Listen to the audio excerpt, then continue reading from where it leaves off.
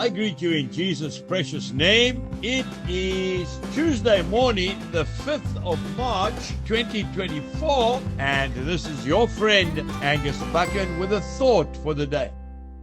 We start off in the book of Isaiah, chapter 45, and one verse 22. Look to me and be saved. And then we go straight to the Gospel of Matthew, chapter 11, and again one verse 28. Come to me, all you who labor and are heavy laden, and I will give you rest.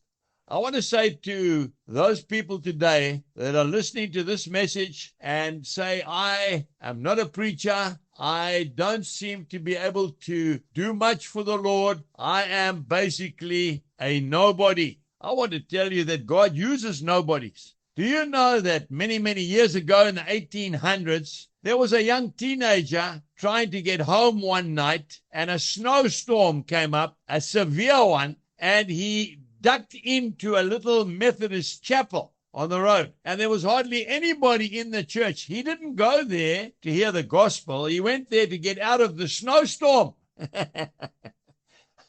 And the pastor wasn't even there that night because it was a very cold, miserable night. But there was a farm worker, not an educated man, and he took the service. And that's right. He stood up and he said the very scripture that I have just read. Look to me and be saved. And that young teenager gave his life to Christ that night. Who was he? Well, he was one of the greatest preachers that have ever lived. His name was Charles Haddon Spurgeon. He was a Baptist. You know that when he was 21 years old, they built the London Tabernacle for him to preach in because the crowds were so large. Up to 10,000 people at one service. A farm worker used what he had for Jesus, and Jesus did the rest. You and I need to do what God's called us to do. There are people that are needing rest. Come unto me, all of you that are weary and heavy laden. There are many people today. Go out today and tell them what Jesus means to you, because that's all it is all about.